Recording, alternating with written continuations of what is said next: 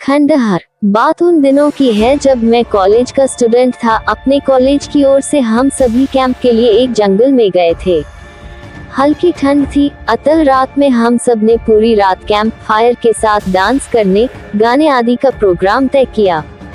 मुझे और सभी साथियों को कैंप फायर के लिए लकड़ियां इकट्ठी करने का भार सौंपा गया। मैं निकला तो सबके साथ ही, लेकिन जंगल के प्राकृतिक सौंदर्य में भटकता हुआ अकेले बहुत दूर कहीं निकल गया। अचानक आसमान बादलों से भर गया और गरज के साथ बारिश होने लगी। बादलों के लगातार गरजने से मैं पेड़ के नीचे खड़ा रहना मुनासिब न समझ आसपास किसी घर की तलाश में एक दिशा में भागने लगा।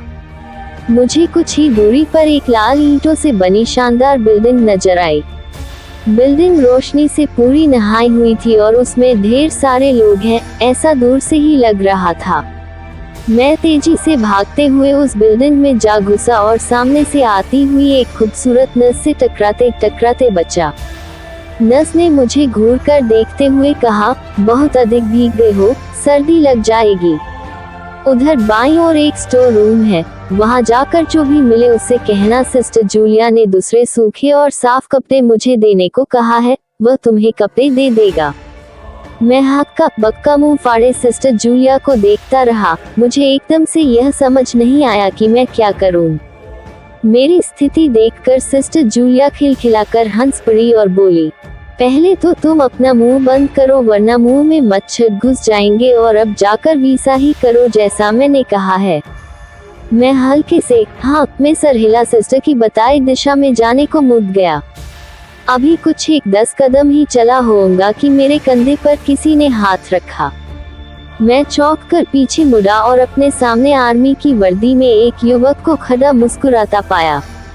मेरे चेहरे पर आश्चर्य का बादल अपना घर बना चुका था, जिसे देखते ही उस युवक को हंसी आ गई। उसने धीमे किंतु दृढ़ स्वर में कहा, मैं कैप्टन विनोद हूँ और यह हमारे देश की आर्मी का हॉस्पिटल है। कैप्टन विनोद की बातों ने मुझे आश्वस्त किया। मैं अब धीरे धीरे सामान्य हो गया और मैंने कैप्टन विनोद को सिस्टर जूलिया की कही बातें बताई। सुनकर कैप्टन विनोद के चेहरे पर रहस्यमयी मुस्कान फैल गई और वे बोले, तो सिस्टर जूलिया से भी मिल चुके? जी, क्या मतलब है आपका? कुछ नहीं, चलो मैं तुम्हें सूखे कपड़े देता हूँ, चेंज कर लो, नहीं तो सच में सर्दी लग जाएगी। और मैं कैप्टन विनोद के पीछे पीछे एक बड़े से कमरे में पहुंच गया। कमरे के चारों ओर हरे रंग के पर्दे लगे हुए थे। एक और एक बड़ा सा बेड पड़ा हुआ था और उसके सामने एक सोफा था। बीच में एक टेबल था जिस पर 2 ग्लास, एक बड़ी बोतल ब्रांडी की और 1 या 2 पत्रिकाएं पड़ी हुई थी। कमरे के एक कोने में एक बड़ी सी अलमारी थी, जिसमें से कैप्टन विनोद ने एक आसमानी रंग का कुर्ता पायजामा निकालकर मुझे दिया और कमरे से लगे बाथरूम की ओर इशारा किया। मैं बाथरूम से कपड़े चेंज कर जैसे ही निकलने लगा, मेरी नजर बाथरूम की एक दीवार पर पड़ी। वह खून के छींटों से भरी हुई थी। ये देखकर मैं घबरा गया और जल्दी से बाहर निकलने को मुड़ा कि बाथरूम में लगे आईने में खुद को ही देखकर चौंक गया। आईने में मेरा पूरा शरीर तो नजर आ रहा था, लेकिन मेरे शरीर पर से मेरा सर गायब था। अब मुझे डर लगने लगा और मैं हड़बड़ाकर बाथरूम से निकल गया। मुझे इस तरह बाहर निकलते देख कैप्टन विनोद ने हंसकर पूछा, क्या हुआ? अरे हाँ, तुमने तो अब तक मुझे अपना नाम ही नहीं बताया। कहाँ जाओगे? बाहर बहुत तेज बारिश हो रही है, लेकिन तुम जाना क्यों चाहने लगे अचानक, यह मैं समझ नहीं पा रहा हूँ।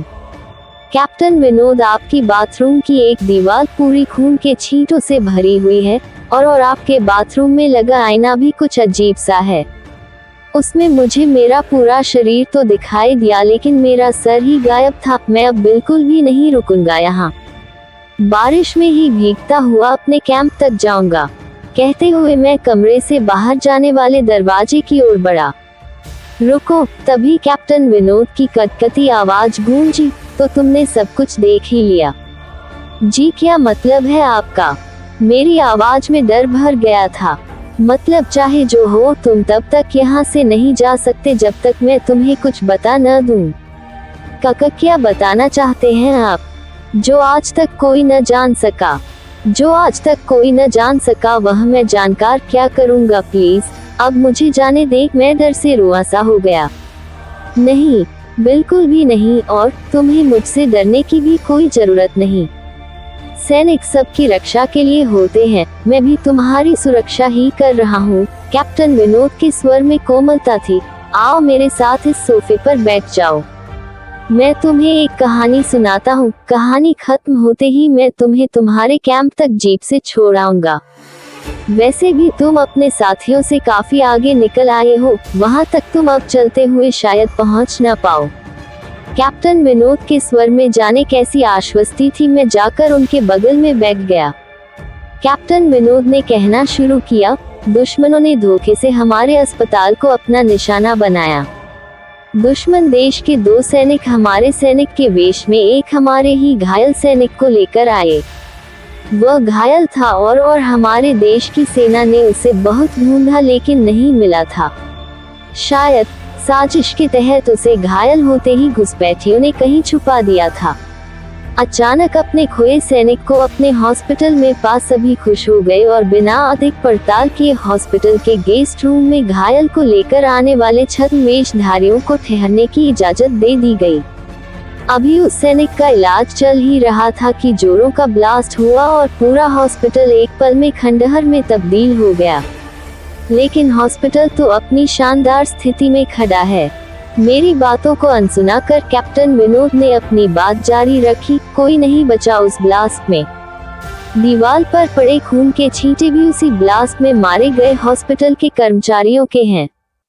हाँ, पर यह हॉस्पिटल तो मुझे खंडहर नहीं दिखता। जवाब में कैप्टन विनोद के चेहरे पर रहस्य भरी मुस्कान फैल गई और उनका चेहरा अजीब से भावों से भर गया। मैं उनके चेहरे को देखकर अंदर से दहल गया। फिर भी मैंने हिम्मत कर पूछा, आप उस ब्लास्ट में भाग कैसे गए? सुनते ही कैप्टन विनोद ठहाका लगाकर हंस पड़े और मुझ पर एक भरपूर नजर डालते हुए कहा, ये कहानी आज से मात्र 10 वर्ष पहले की है और मैं तो आज से 50 वर्ष पहले मर चुका हूँ। इसके आगे उन्होंने क्या कहा मुझे कुछ नहीं मालूम। चेहरे पर गीलेपन का एहसास जब काफी हुआ तो मैं जैसे नींद से जागा। मुझे घेरे हुए मेरे सभी सहपाठी और टीचर खड़े थे। मेरे आँख खोलते ही मेरे सर ने कहा, थैंक गॉड, तुम्हें होश आ गया। तो क्या मैं बेहोश था? हाँ, तुम जंगल में जाने कहाँ भटक गए थे। जब सभी लौट आए और तुम नहीं आए तो हम सभी मिलकर तुम्हें ढूंढने निकले। काफी दूर जाने के बाद हमने एक जीप आती दिखाई दी जिसमें एक आर्मी मैन तुम्हें पीछे की सीट पर सुलाए हुए हमारे कैंप को ढूंढते हुए आ रहे थे। उन्होंने हम सबको भी अपनी जीप पर बिठाया और कैंप तक छोड़ा।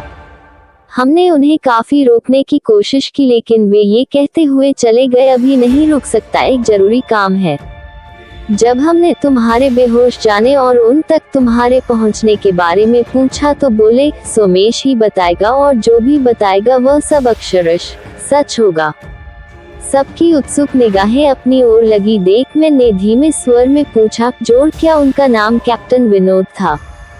सर ने हाँ में सर हिलाया। मैंने सबको उधर चलने को कहा जिधर से सबने जीप आती देखी थी। पहले तो सर तैयार नहीं हुए लेकिन मेरे बहुत कहने पर वे राजी हो गए। सुबह होते ही हम उधर की ओर गए। मैं उस जगह पर पहुंचकर गहरे आश्चर्य में डूब गया। वहां एक अधजला खंडहर था जिसके एक टूटे पत्थर पर लिखा था, आर्मी हॉस्पिटल। ऐसी ही कहानियां सुनने के लिए हमारे चैनल को लाइक, शेयर और सब्सक्राइब करें। Thank you.